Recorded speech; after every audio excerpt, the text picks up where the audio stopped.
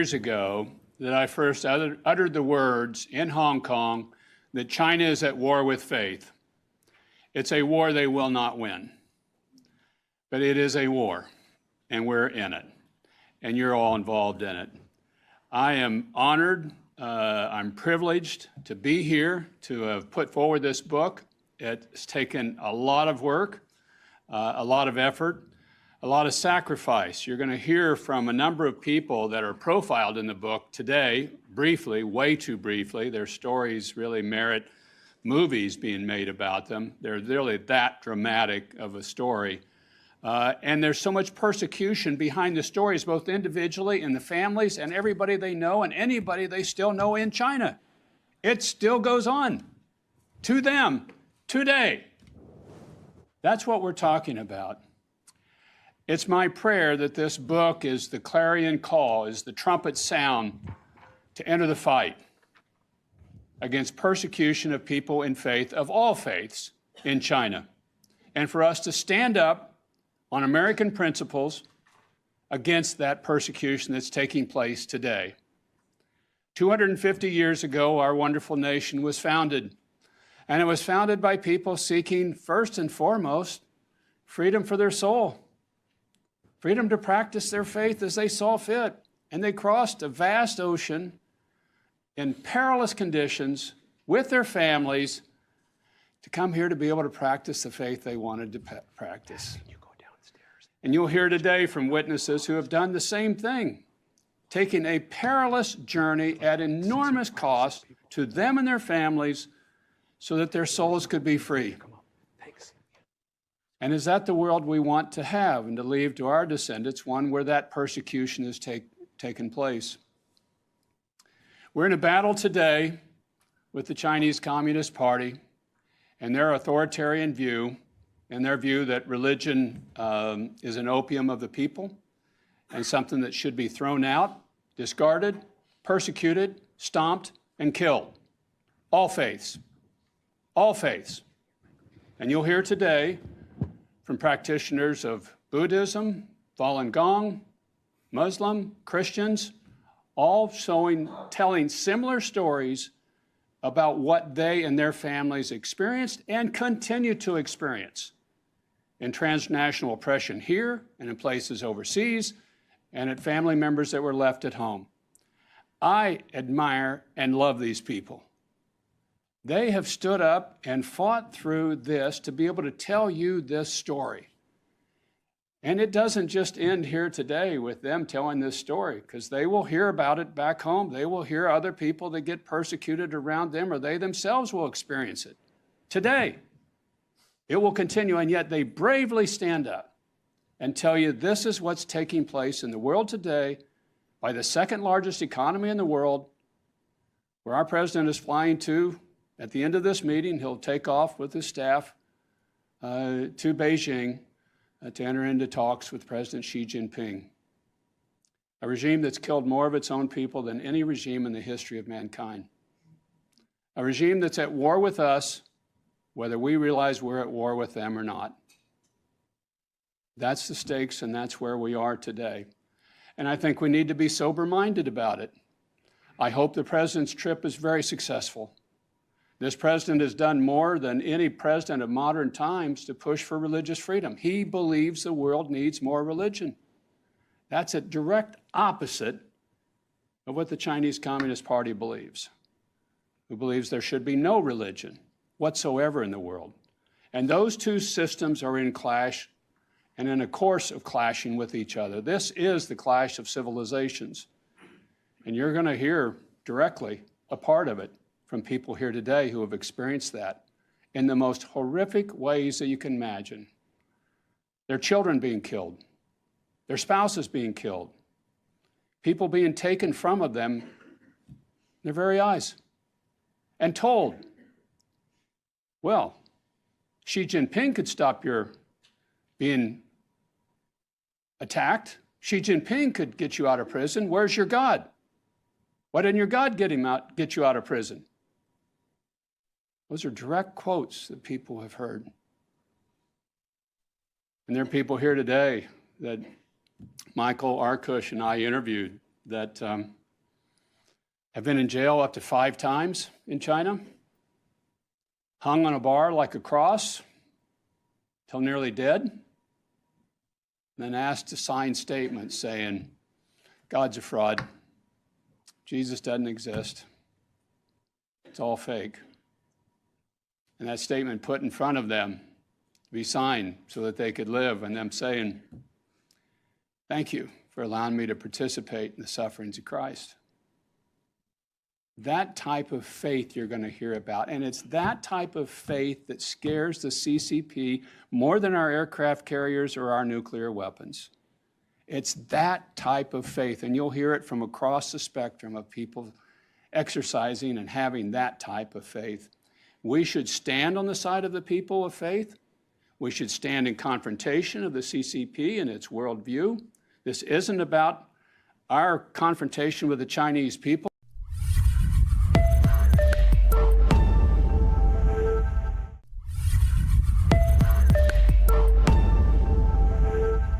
That we've got my wife and I have an assisted living apartment in their house. Or that's what we call it, an assisted living apartment in their house with 4 of our grandchildren, which is just such a delight and makes it special for us to be able to have that.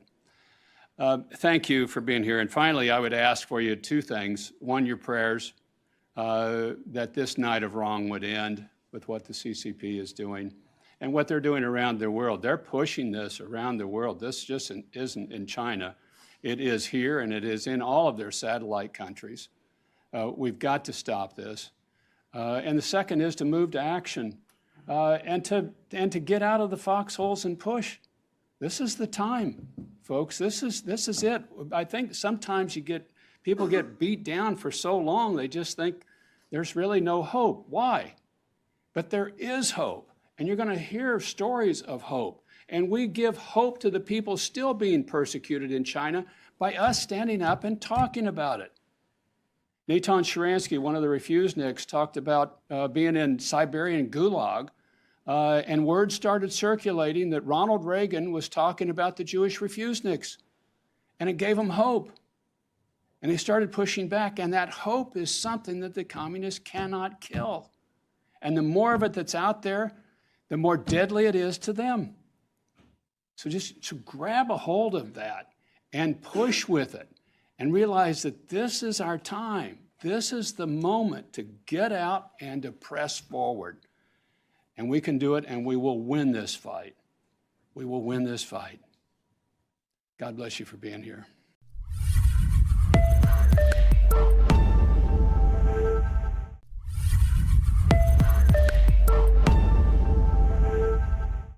Not even when death was near, especially when death was near.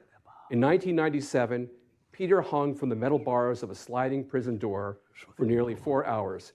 At one point, the guards, cogs in the system, I keep reminding myself, opened the door as wide as they could, stretching his chest so far out that he could barely breathe. The pain was excruciating, and it would only get worse. Peter was not a young man. He was in his late 50s, one of the fathers of the house church movement in China. Peter was arrested along with Ruth, his wife, and half a dozen members of his underground church. I feel Jesus' sadness for our sins, he said, but how happy he was to take them on. After about 3 hours on the cross, a guard came up to him and said, just surrender and it'll be over. Peter, I have to know, you're on the cross for those 4 hours. Why did you not surrender? You were under amazing pain.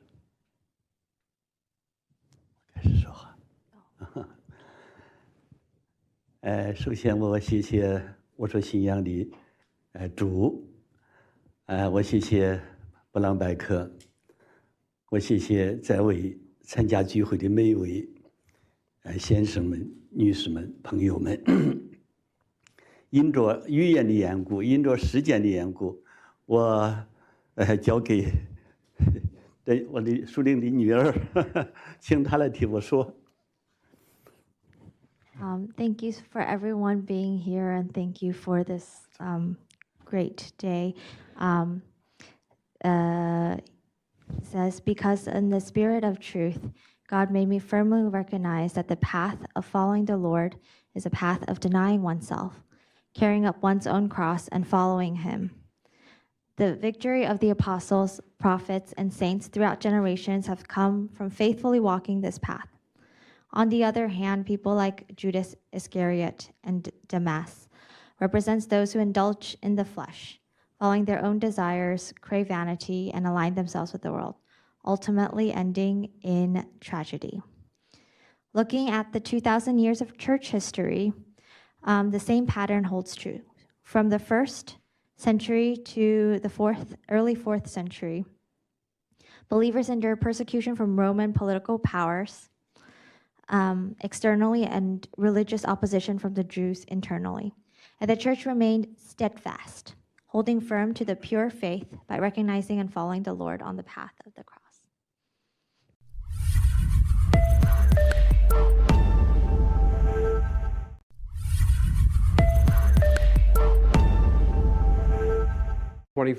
I flew to Midland to meet with Bob Fu, Pastor Pan, and members of the Mayflower Church. What I witnessed will remain with me for the rest of my life. At first glance, their new home didn't look like much. Just a few nondescript metal buildings at the end of a dusty road, the middle of nowhere.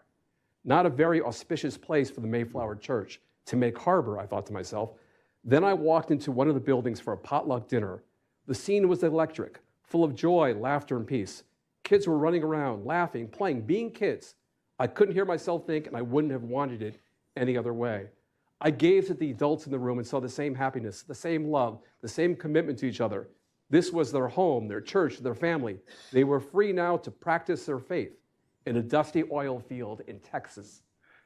Things had looked dismal from the outside, but what I witnessed on the inside could not have been more golden. Before dinner, Pastor Pan led everyone in prayer, as he had in China, South Korea, and Thailand. Their prayers had come true against overwhelming odds. A part of me was not surprised that they were rescued. As it says in the Bible, God strongly supports those whose heart is completely his. I want you to reflect on the whole journey from China to South Korea to Thailand to the United States. How were you able to make this happen? How was your congregation able to survive?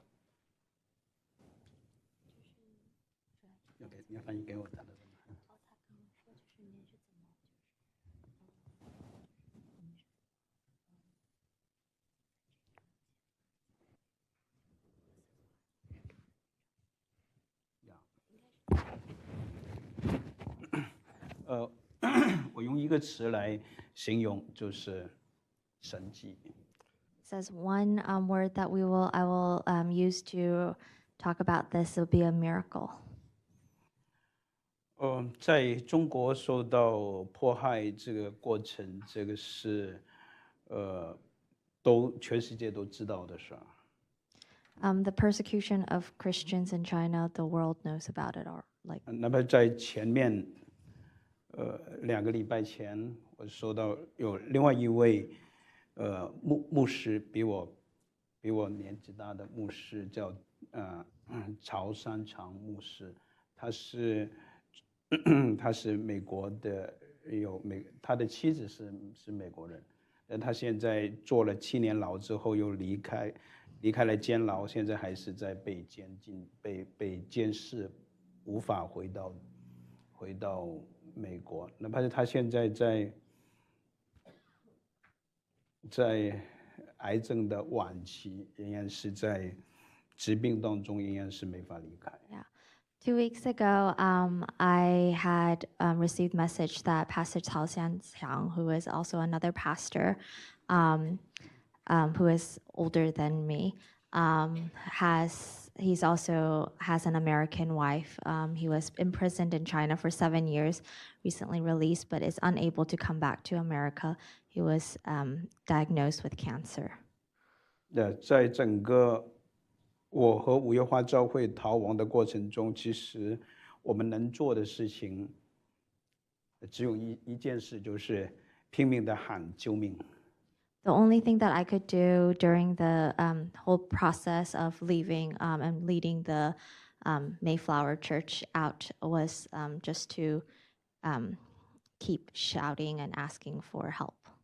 像刚才布朗贝克大使说的，在美国的信徒和美国的政府站起来，去抵挡这种跨境追捕的时候，我们就获救。And just like we've mentioned, when the American government stepped in and helped us out of the transnational repression, out of the reaches of the Chinese government, we were saved. 我特别要感谢沃尔夫议员，当我们还在韩国的时候，我听到传过来沃尔夫议员说了一句话，说我必须要帮助在我还没有死之前，我希望我能够看到这群孩子。Yes, I want to specifically thank Congressman Frank Wolf for everything that you have done to help our church congregation. You've gone out of your way and said, "I would like to see these kids come to America," and so that has helped tremendously on our case. 当上帝也听了我们呼求的声音，是我们在非常艰难的时候，甚至在泰国被逮捕，要送回中国之前的那一刻，我听到沃夫议员有给布林肯打电话说，你需要马上行动。如果五月花有人有孩子被送回去了，流血的罪就在你的身上。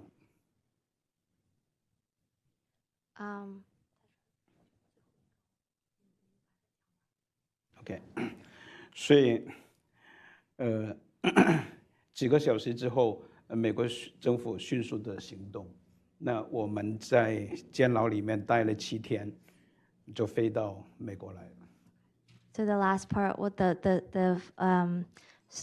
when we were in Thailand, it was there was a moment where we were almost sent to prison, and that was extremely worrying for everyone at the church. But again, Congressman Wolf made a personal call to Blinken at the time, Secretary of State, and had got us out and allowed us to come to America.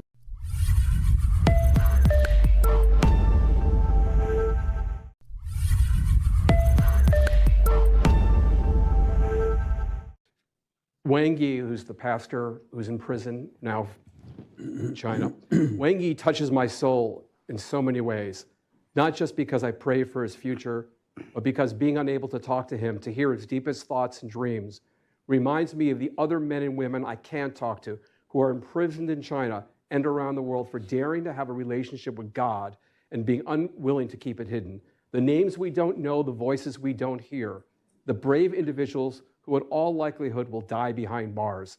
I wonder, what is on their mind as the weeks and months pass by? Do they question their faith, or is their faith stronger than ever? I suspect the latter, just as it was for Peter Chu, and no doubt many others. I think back to when Sharon Pate came into my office and told me about the missionary Uzbekistan who was in jail and the work we did to get him out, and more after him. The struggle for religious freedom has come a long way in these past 3 decades, but not far enough. Not when people like Wang Yi languish in a prison cell for believing in his Lord and Savior and in the eternal. Corey, you know Wang Yi's case very well. How's he doing now? What can you tell us?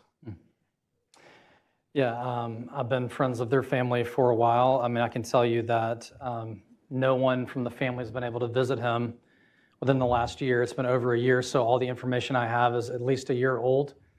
We do have Chinese agents that relay information to the family, so you can take that for what it's worth.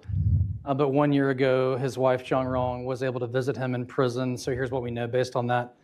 So since his imprisonment, Wang Yi has lost at least 50 pounds. He gained intentionally 30 pounds before going to prison, believing that he would be arrested. So he prepared himself in that way. So he's at least 20 pounds under the original weight. His wife reports that he is, quote, darker and uglier than before. What she means by that is he looks haggard and unwell. His body has weakened considerably. Presumably, we know based on being able to talk to the other 35 who were in prison with early rain that there is some torture involved. We certainly believe that he's being subjected to some kind of medical, physical, or psychological torture. But though his body has weakened, I'm happy to report that his mind is still sharp. We know that, based on the most recent visit, Wang Yi is one of the great public intellectuals in China. His mind is incredibly important to China. And so even those outside the church say that Wang Yi's mind is very important. And so we're grateful for that. We know he reads books voraciously from the prison library. He has not yet been given a Bible, which is something that we've been requesting for many years. We also know his eyesight has worsened as he's been reading, and he's not been able to get a new prescription for glasses in all this time. Wang Yi's soul is also, I'm very glad to report, is in very good shape. He holds on to his faith, even though he's in prison in these awful conditions. He cannot see his wife or child regularly. They write letters to him. They don't arrive. They cannot talk to him on the phone. But however, whenever they are able to interact with him, his soul is intact. Wang Yi's body is weak. He has hepatitis C. He has gout. He has no regular access to medical care. But his mind and body are sharp, and his family is grateful. And if I may add here, and I think Wang Yi would want me to say this, that when we advocate for Wang Yi, we don't just advocate for Wang Yi, we advocate for all of those who are up here like this today, and we also advocate for people like Ezra Jin, Grace's father.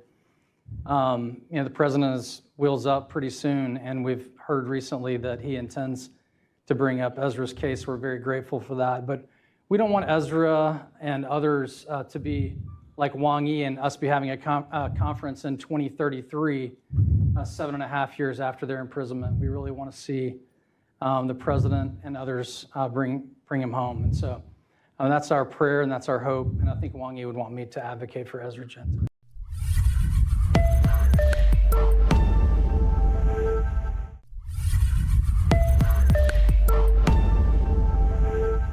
Was jailed upon arriving back in China, which was her homeland in Xinjiang, and she was immediately jailed after studying and getting married in Egypt.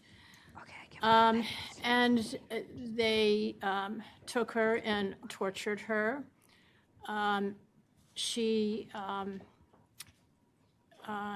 It was part of their forced assimilation program, the very brutal forced assimilation of religious and ethnic minorities.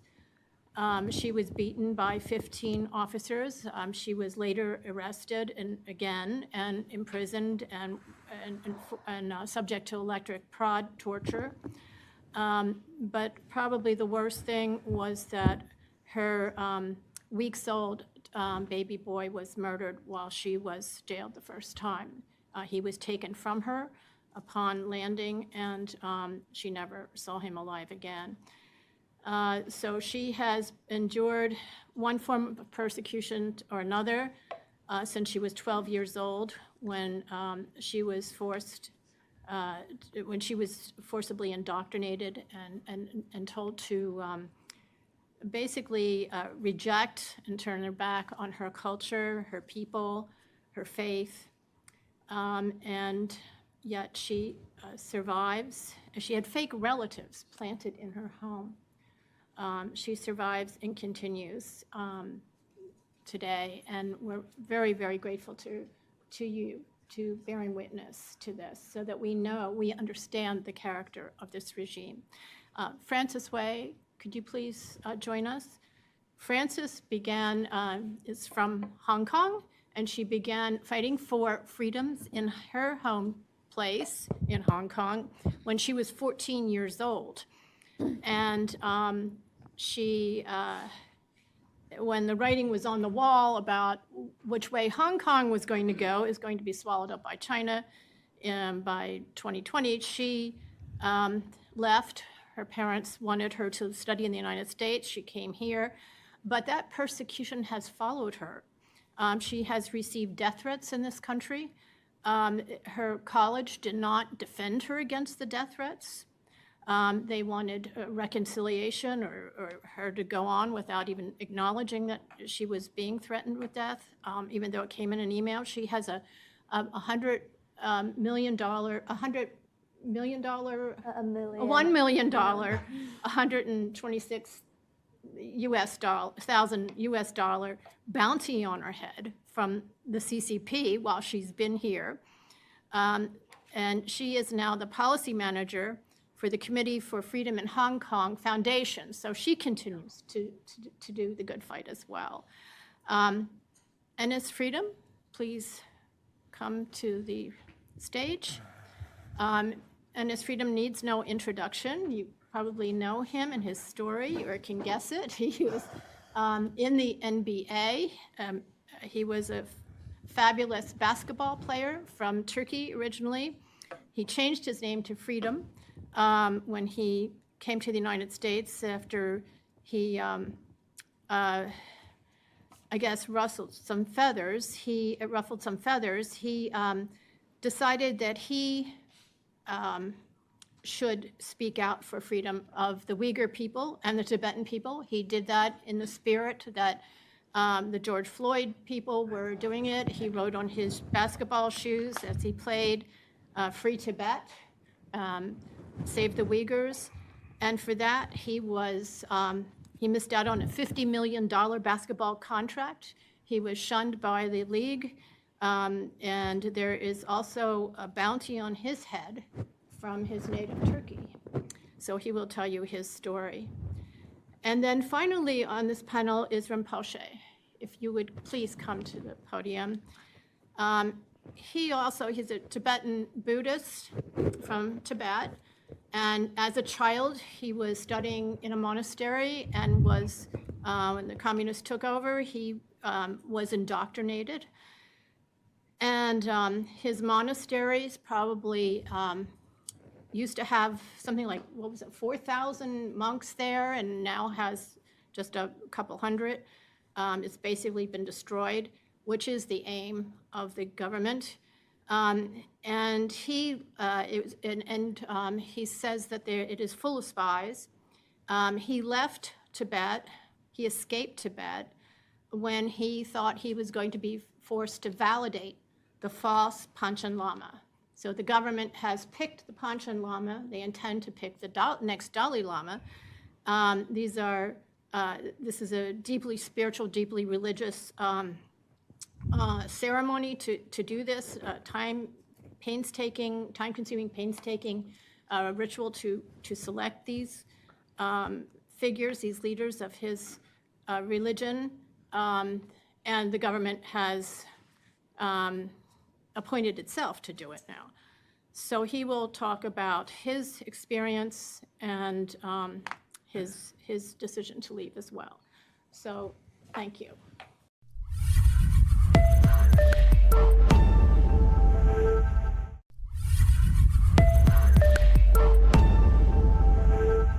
She will never forget. Her father started to set up a space for the two men in the living room, as he would for any relatives. Only they didn't want to sleep in the living room. They wanted to sleep in the bedroom. Miracle, her aunt, and the two children slept with one officer, her father with the other. Her only refuge was the bathroom. And she didn't feel safe there either, worried there might be cameras or a microphone to catch her if she tried to recite her prayers. Her prayers would have to be recited in silence, as they have by so many Uyghurs since the crackdown began. Even so, her faith was stronger than ever. The relatives didn't leave her alone. One followed her into the kitchen, putting his arms around her while she opened the fridge. She threatened to complain about him to his superiors. He laughed, saying his superiors wouldn't care one bit. If anything, complaining might send her back to prison. The next day, he ran his hands under her dress and fondled her breast. Another morning, she woke up with a man's hand in her hair. She thought of killing him or killing herself, or both. A knife, it occurred to her, would do the trick, except there weren't only 2 knives in the house, and they were attached to a chain in the kitchen. The Chinese authorities, they thought of everything, had taken away the other knives, as they did in all the homes owned by the Uyghurs. That didn't stop a woman living in the apartment upstairs. One night, the Chinese relative in that apartment raped the woman's 8-year-old daughter. Miracle heard everything, and then nothing, and then a scream. The mother had killed the man. The police took her away, and Miracle never saw her again, the daughter either. We've talked a lot about this. And Ambassador brought it up a little bit. What should the United States government do, and what can the American people do in response to what's gone on?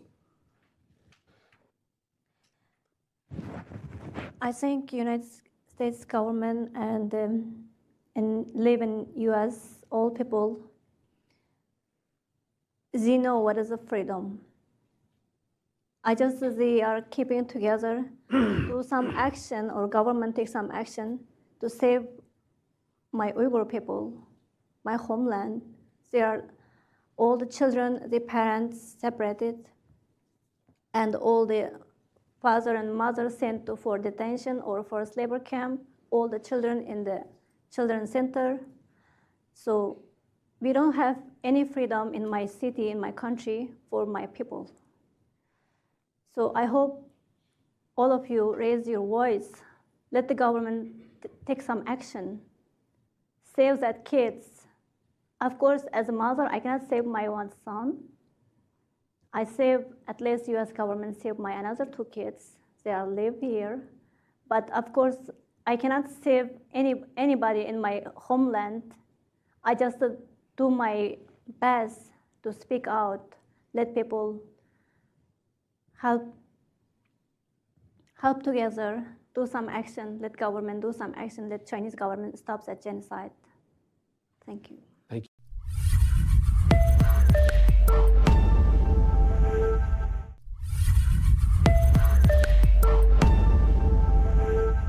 2025, a few days before Easter, I caught up with Frances on a Zoom call.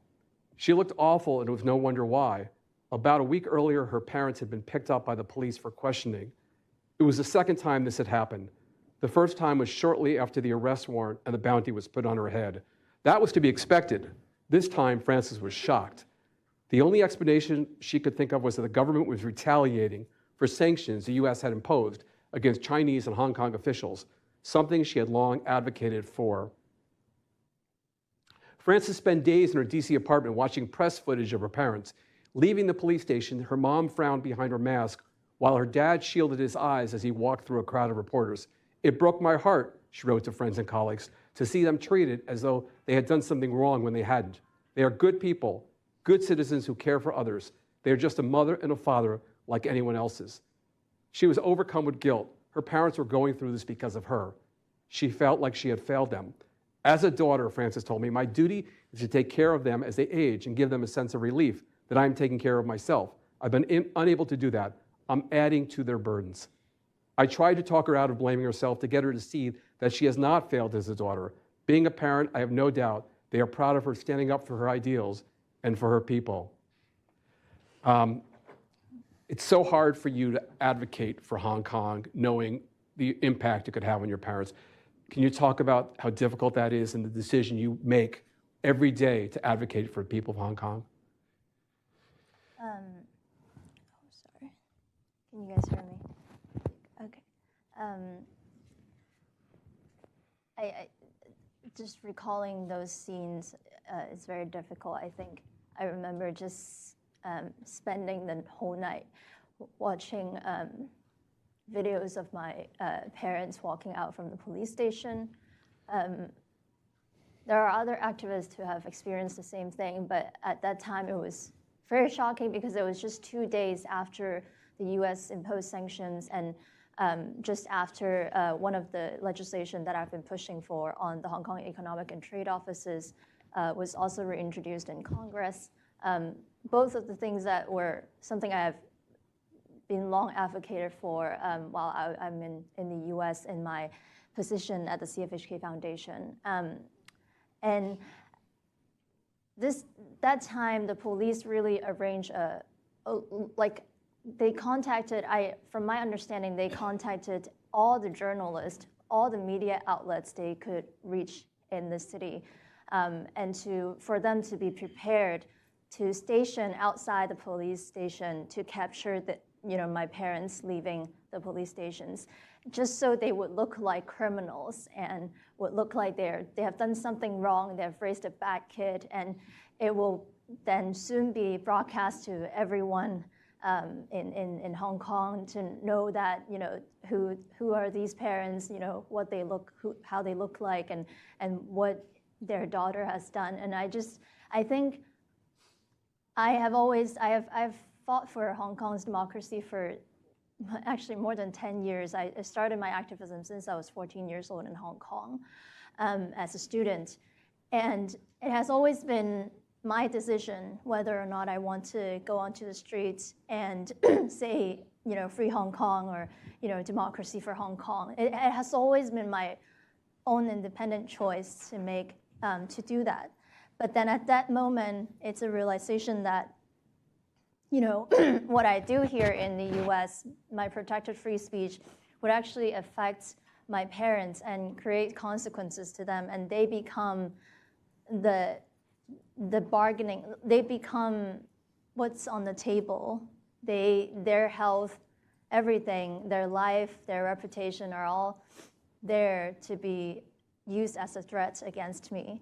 And so that feels like it feels like I have lost my agency, that I have to, every time when I make a decision, every time I say something here in the US, I have to think about what would carry on to my parents in Hong Kong, what my friends would face in Hong Kong for just simply being my friends, for my activism.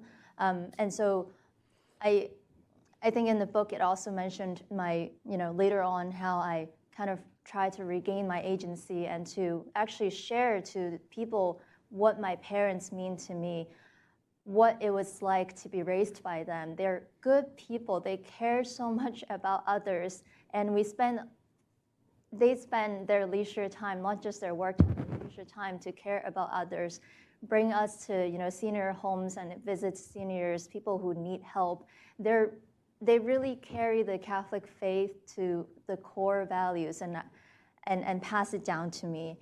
And I want people to remember them as who they are, as how I grew up knowing them. And so I actually didn't stop talking about them. I actually went out to the social media and share how great they are. And at that time, I feel actually very relieved to be able to regain my agency and share who they are for me.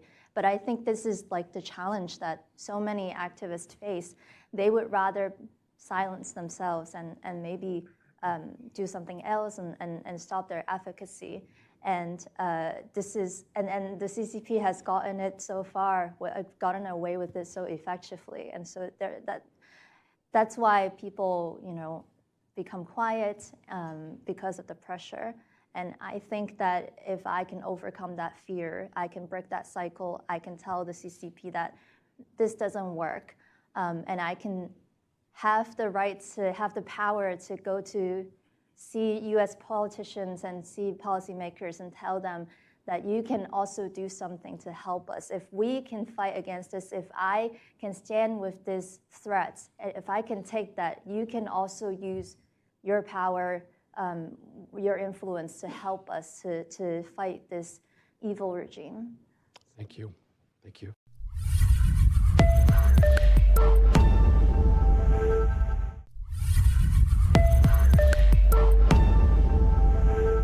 Back home for 2 weeks to Turkey to see family and friends and to clear up a few things. From now on, Enes told his parents, I will be taking stances about what's going on in this country. And because of what I say, you might get a lot of heat and hateful comments. And might even be thrown in jail one day. If you guys are ready for it, great, then say so. But if not, let me know now. It reminds me of Francis and what our parents have had to endure. There is a steep price for demonstrating courage. No wonder we don't see more of it. And his mother said exactly what I expected she would say. We are with you to the end, she told her son. If you are speaking the truth and siding with innocent people, we support you no matter what. Enes left Turkey with peace in his heart, to a point. He knew it might be the last time he would see his parents and his native land. People think I hate Turkey, he said. That's not true. I just hate the Erdogan regime. The night before he left, he took his family to dinner at a restaurant by the water. He doesn't recall doing that before. They didn't talk about anything political, only personal stuff. Everyone was happy to be together. The cab to take him to the airport arrived early the next day. And this was right. In 2016, his parents received a lot of heat and hateful comments. One time when his mother reached the cashier at the supermarket, the guy spit in her face. "Your son is a terrorist. Get out of here." His dad, meanwhile, was kicked out of the mosque and lost his teaching job at the university. I think about the decision not to take the money from the Turkish basketball team, how different his father's life and the lives of his whole family would have been.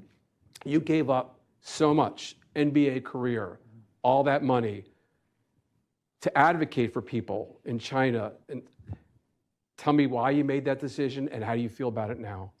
Well, I just want to say thank you guys for being here. It's actually when you're fighting against the evil regimes out there, especially like CCP, you don't get a lot of supports. And when I say you don't get a lot of supports, I'm talking about my teammates. Unfortunately, they have millions of dollars of tied with the Chinese Communist Party, so they don't really make the right decisions. But I just want to say thank you guys for being here. Ambassador Brownback, you guys, and everyone who helped us bring us here. I just want to say thank you so much from the bottom of my heart. I think the reason I'm, started to take this stance because it's bigger than myself, bigger than basketball and bigger than NBA. Everybody's talking about, me losing my career because of the CCP, but I haven't seen my family almost 12 years because I wanted to stand up for innocent people in Turkey. It is important to use your platform to talk about what's important and try to be the voice of all those innocent people out there who don't have a voice, And I was, talking about the problems that happened in Turkey for the last, 10, 11 years. And then finally, an Uyghur parent reached out to me and was like, listen, you call yourself an, activist, but there are millions of, innocent Uyghurs are in concentration camps getting tortured and raped every day, I stopped for a second. I was like, you know what, you're right. I'm going to do my research and I'm going to start talking about these issues. It was so interesting because when I was talking about the problems that are happening in Turkey, the NBA supported me. It was so amazing. The Adam Silver, the commissioner, the NBA, my teammates, my coaches, the fans, everybody was supporting me. I was like, it's so important because my teammates were like my brothers, and when I was getting so much support from my teammates, it gave me so much courage. It gave me so much hope to fight for what's right. And the day I started to talk about the problems that are happening in China, that support was nowhere to be found. And I was confused. I'm like, this is not political. I'm not talking about any political issue. I'm literally talking about the innocent people and their lives. Anyway, so the more I talked about, right, the more it bothered NBA. I had a conversation with Adam Silver, the commissioner of the NBA, and obviously, before I have a conversation with him, I did a little research, and I think the relationship between the CCP, the China and the NBA is around $6 billion annually, right? So I'm like, when I have a conversation with Adam, I was like, Adam, listen, I know that there's a lot of money involved, but this is, I'm literally standing up for innocent people out there. You guys have to support me. And even he admitted himself, he's like, listen, it's a different system in China and blah, blah. We have a lot of business in there. I was like, this is just crazy. The more I research, the more I, learn, NBA is not the only one. You see NBA, Hollywood, Wall Street, academias, big tech, Congress and local congresses and farmland. There's so much thing in the United States being run by the Chinese Communist Party because China knows that they're not strong enough to invade America from the outside, but they can do it from the inside. Just today, there was it's actually everywhere all over the news, a sitting mayor from California, I believe, right? They pled guilty of the CCP spy. So think about it, she is a running mayor. They're among us. Many people are actually asking me, like, what can I do? I'm not an NBA player. I don't have millions of followers. What can I do? It's actually very simple. When you pick up an item to buy, when it says made in China, put it down. It's literally that simple, But we just have to keep advocating for people. When I had a conversation with many Uyghur people, right? Many Tibetans, Hong Kongers, Taiwanese people, Falun Gongs, people have no idea what's going on over there.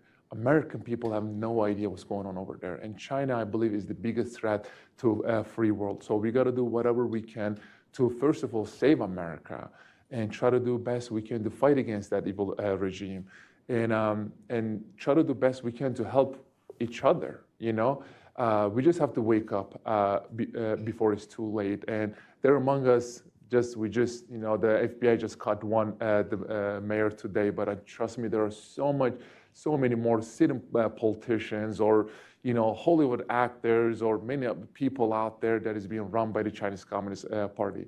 You know, in my book, I criticize LeBron James a lot. I'm sure some of you might be a fan of LeBron James, which he just got swept by the Oklahoma City Thunder. I'm so happy about it. But for example, him, right?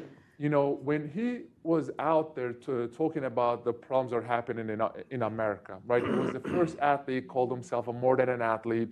He called himself an activist, a freedom fighter, right? He was saying, America is wrong, we gotta fix this, we gotta fix that. And a reporter, right, simply asked him, well, what do you think about the things that are happening in Hong Kong? That's when Daryl Morey, I'm sure you guys know who that is. He was the general manager of Houston Rockets, and he simply tweeted and said, stand with Hong Kong. And it became a huge mess for the NBA, and NBA has lost $150 million just because of one tweet, and China stopped showing every NBA games on television. So they simply asked, what do you think about it, right? This player said, well, you know, he was not educated about the situation. He has to do more research and blah, blah. And people started to attack him really bad because, well, I thought you were a freedom fighter. And that's the one thing that I think the China is doing, try to silence anyone who has a platform in America. I think America just cannot bow down to these dictatorships out there, you know.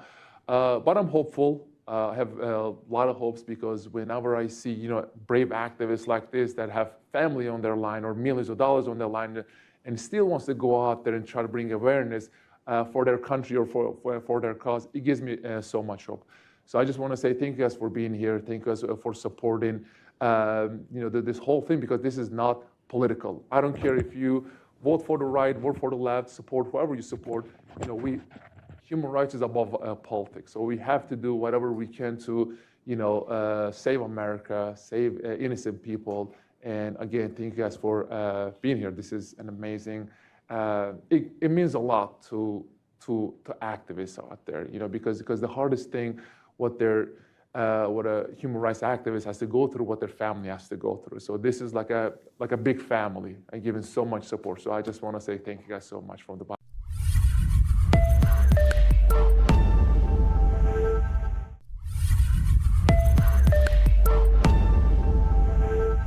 Argia was discovered in 1952 when he was only a toddler after a long search for the reincarnation of the monastery's beloved spiritual leader. From that time on, he and his two brothers lived at the monastery where he learned to be a Buddhist monk. That was his life leading up to October 15th, 1958, the day everything came crashing down. Argia stood by helplessly as Chinese soldiers arrested about 500 monks. Many were shoved onto trucks and taken to prison, never to be seen again. He was too young to understand. He was not too young to be terrified. Argia's story is different from some of the other accounts in this book. He was never a bold crusader for democracy and human rights. He was subjected to communist re-education from childhood and forced to endure humiliation after humiliation for decades in order to help his people and simply to survive. And he finally found the courage to break free. What Argia and the monks had to endure on that October day and the days to follow was so horrific, I hardly know where to begin. Along with nearly 100 other children, many of whom had been in training to be monks, he was taught to eavesdrop on others and report anything suspicious. He was also told to keep an eye out for hiding places where any of the monks might have stored objects that hadn't been confiscated. Most degrading of all, he learned how to denounce those who were labeled as counter-revolutionaries in line with the Great Leap Forward, the CCP's campaign to switch from an agrarian to industrialized society. All this again at 8 years old. Can you take us back to that day, what you remember, and how it shaped the rest of your life? First of all, Thank you so much, everyone. I listened to the previous speakers. Very much encouraged me. You know, everybody was doing wonderful and incredible things for supporting the religious freedom and human rights, and especially you. Thank you so much. So anyway, so when I was two people monks from our monastery recognized me as a reincarnation. Then I went to a monastery and studied there, and I grew up there. So all monks treated me very well because they considered me as a living Buddha. So then come to 1958, then all of a sudden my life is upside down. Michael, thank you. You put everything together. So that's a nightmare for me. So I always remember that. So that's almost 70 years ago. I can recall that's a story. One day, we have almost 4,000 monks in our monastery. One day we had a kind of a big meeting in the courtyard. So that courtyard usually is a ceremonial courtyard. We're doing a celebration for the Buddha's birthday or New Year and so forth. But that day is very different. All monks gathered there and sitting on the floor. Then on the stage, all Chinese communist officials sitting on the stage. And the People's Liberation Army, fully loaded and with long rifles, and surround monks. All 4,000 monks gathered in that yard. Then one Chinese leader stand up and on the stage start yelling at us. So I don't think the monks understand what he's saying, but when see his face, he was very angry and saying lots of things. After his talk, then all of a sudden, from one corner, one person stand up and shouting out the slogans, said, time to uncover the lid of the feudalism and crack down the superstitious religion and take revenge for the enemies and denounce and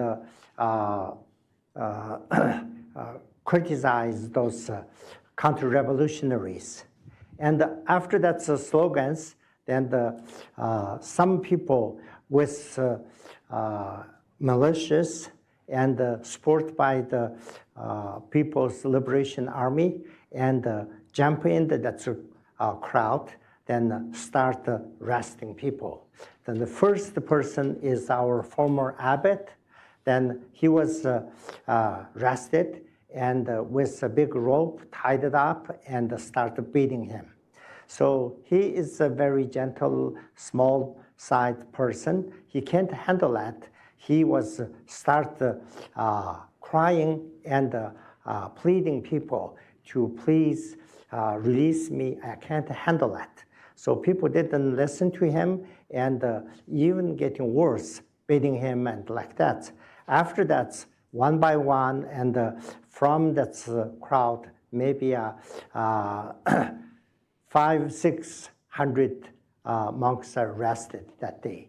Then the military person pointing the guns and lead them to outside in a car loaded in big military trucks and they put in jail. So after big chaos, a few hours, then everybody's this meeting was over. Then when I was 8, I have lots of people serving me. So started that day, I'm single, nobody's with me. Then I don't know where I should go, what I should do, I didn't know. Then I went back to my place. Then my room was occupied by some strangers. Then all the belongings are confiscated. Then I was crying. Then I don't know where I should go. Then I was really hungry as well. So then one older man came and adopted me. So that is the 1958. I always remember that story. Then afterwards, I went through all of the Chinese Communist campaign, like a Great Leap Forward and religious reform and big famine, and thousands of people, no food, and died on the street and so forth. I witnessed everything. Then after that, I went through all the Cultural Revolution. I was working in the fields due to a labor camp so many years. So then 1998, I was back to a political stage. I have a very high position. However, because of the Panchen Lama's reincarnation, so we have two spiritual leaders in Tibet. One is His Holiness Dalai Lama. One is the Panchen Lama. When Panchen Lama passed away, then His Holiness Dalai Lama identified one person for his reincarnation. Then all Tibetans are supporting him and very happy. However, the Chinese government said, no, we have to cancel this one and replace the one person for the 11th Panchen Lama. So that's, I can't recognize because I have so many comfort at that time. So, but I have to sacrifice everything. I think my belief and my faith and my religion is important, and that's money and the comfort and the position. So then I decided to escape, come to US. I'm searching for freedom for religion and everything. So today we had this wonderful gathering. I heard lots of things from the previous speakers, and then thank you so much, Mike, and thank you so much, Ambassador, and I will end here.